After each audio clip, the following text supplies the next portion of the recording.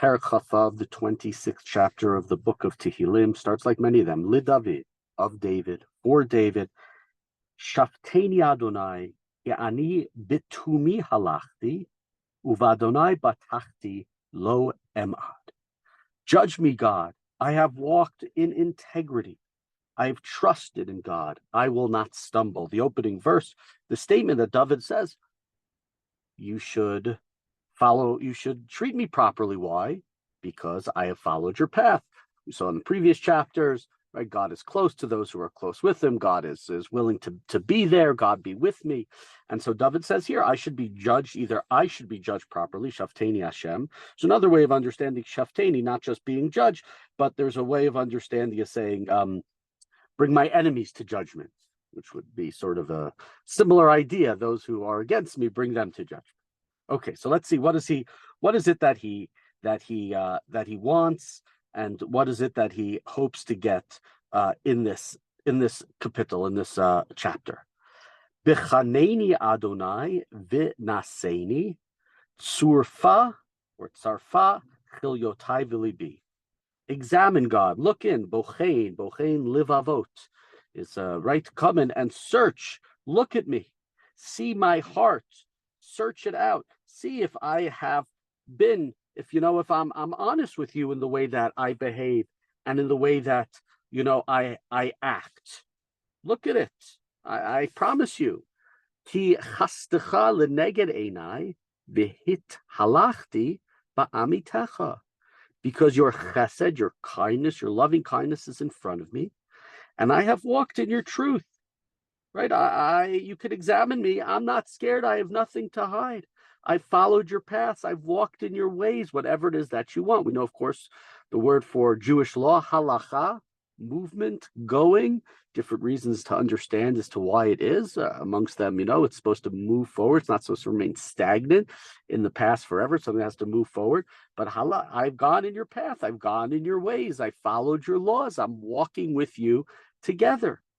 Lo yashavti im miteshab, v'im na'alim lo avo. I don't sit with men of falsehood. I don't go together with dissemblers. This sounds similar to the opening chapter where we say, blessed is the man who was not with the counsel of the wicked. Ashrei asher alach ba'atzat risha'im uv'derech chataim lo amad. Right, he wasn't with the wicked. He stayed away with the wicked. He stays with the good people. I didn't go to them. I didn't sit with them. I'm not with the people who do it in public. I did not with the people who do it when ne'elam, in a sense when hidden.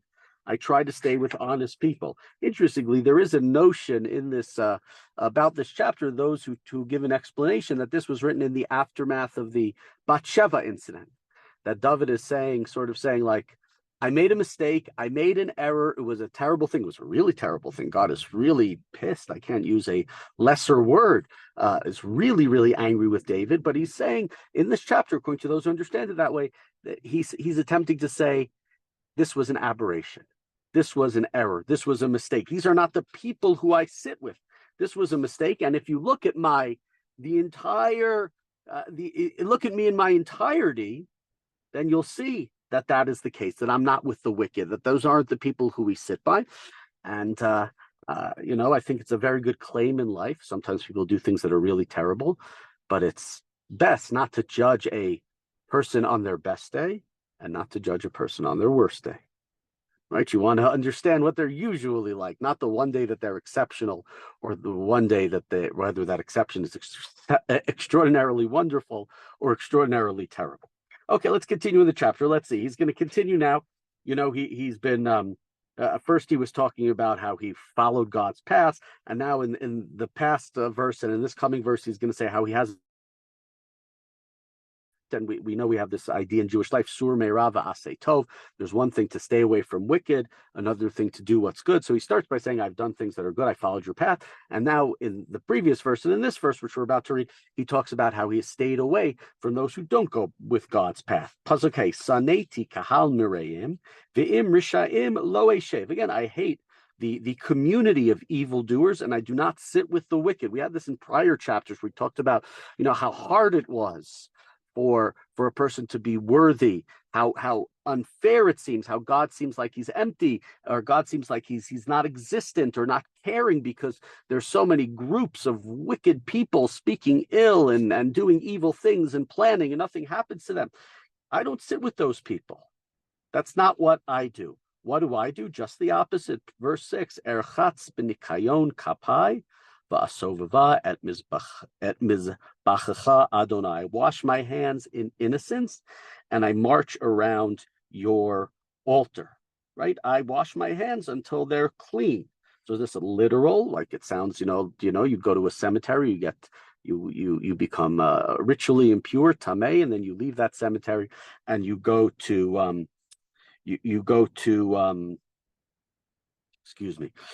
leave the cemetery and you're then ritually pure by washing your hands, right? So this is what's done in the beginning. When you go to the temple, there was a lav or kior for the kohanim to wash their hands.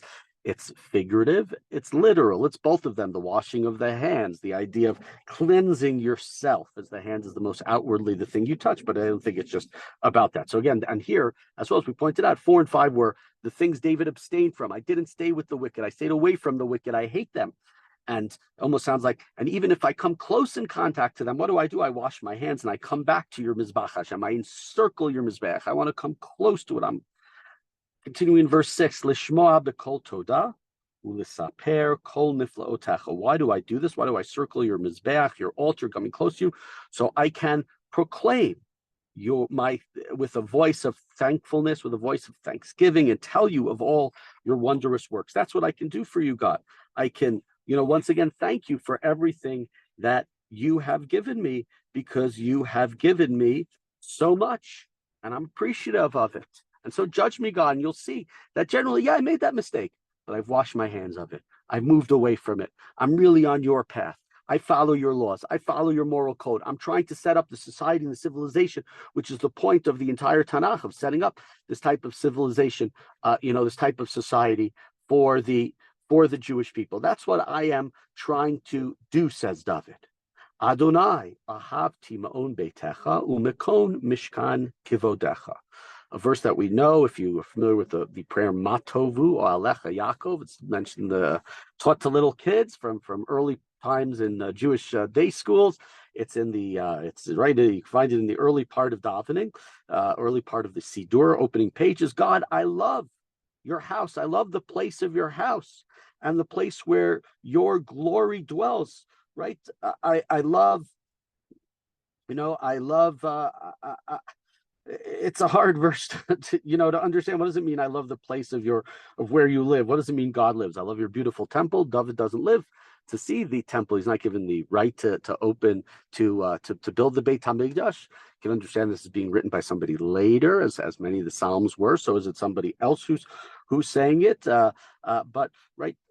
And the whole idea of God's place is a difficult idea. So I would understand it as the idea of God's place being what God stands for, what God is. I love your place. I love what you stand for. I love your ideals. I love your values. That's what I love. That's what I want to be part of. I don't want to sit in the Kahal Rishaim or the Kahal Mireim, as he said in verse 5. I don't want to sit in the congregation of evildoers. I want to sit in your presence. We're in verse 9. Al te'esofim chataim nafshi v'im anshe damim chayai.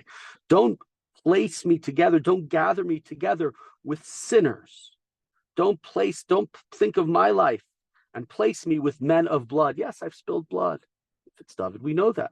And yes, he made some terrible mistake, terrible error with Uriah, killing of this married man because he slept with his wife. But he says, that was an error. Again, coming back, that was a mistake. That was something that I did. It's not who I am. Let's put that behind me. That's not who I've been with, and that's not who I want to be with.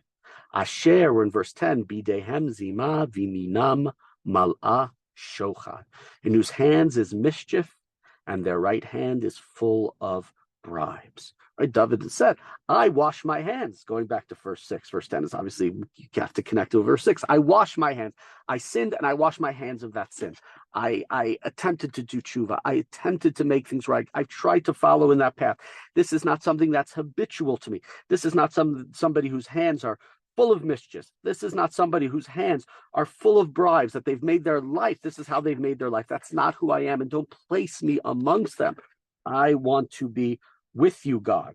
And continuing with that, he says in verse 11, Va'ani betumi elech, pedeni v'chaneni. But for me, I walk with integrity. Redeem me and be gracious with me, right? The wicked, how do they do? Constantly doing wicked things, following that path of wickedness, that's what their hands are. That's who they are. That's not who I am. I'm not a person of wickedness. This was an error. This was a mistake. Judge me. Think about me. Look into my heart and see that that's not who I am. Ragli, we're in last verse, Pasuk Yebet.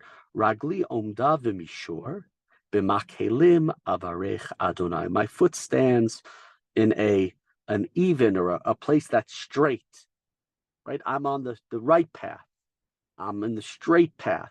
I'm not going and doing something bad and something evil. I'm continuing with what I have done.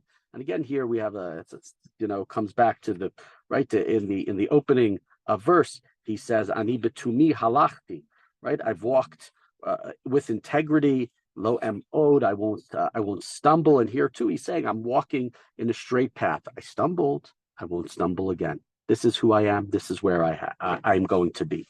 And in the community, b'makelim, in public, I will praise God. And if we understand this as being David, who perhaps caused terrible desecration of God's name with the sin of Bathsheba and his killing of Uriah, and he's coming back and saying, I made a mistake. I realized I made a mistake. It was a terrible error. It was a terrible thing to do. And I'm going to be leaving that behind. I'm done with it. And I'm going to publicly, whether you're saying I'm publicly going to admit that I've done something wrong, or I'm publicly going to praise God, I'm going to make up for it. And so here, the way that I understand this psalm, sort of like what I said before, is you can't judge a person on their worst day. People have terrible moments in life. People do terrible things. Now, if it's habitual, if it's a person who constantly is doing bad things and terrible things and evil things, their hands are full of bribery, if their hands are full of wickedness, that's one thing. But somebody who is good and decent, and for whatever reason, one time in their life, they make a mistake. Sometimes those mistakes are too much for other people to handle. But generally, we think about God above time. Maybe shouldn't get so angry at times. We can go with more of a Maimonidean, Aristotelian God, not sort of like a Hasidish Heschel God, that God's the most mover, but God who can think in a rational way and can think about the entirety. David's saying, think about that God. I made this mistake, but look at how the path that I've been on for most of my life. And to me, it's very indicative of who David was. When we think about David, we don't think about a person who was perfect. We think about a person who was a flawed character, who made mistakes, sometimes terrible mistakes. But when he made them, he was always willing to admit them, and he was always willing to take the consequences for his actions. And that's why he's somebody who I believe Jewish people can look up to. It's not a person. It's not perfection. It's not something that's unattainable. We are humans. We make mistakes. As it says in the Talmud, Lo nitna Torah l'malachei asharet, the Torah was not given to the ministering angels. It was given to people who fall, who make mistakes. But David teaches us, just because you made a mistake, that's not the entirety of who you are. Get back on that path. Be back on the right path that you were on. What the mistake was an aberration, and so God judge me, and you will see that in total, I am a person of goodness, decency, and righteousness.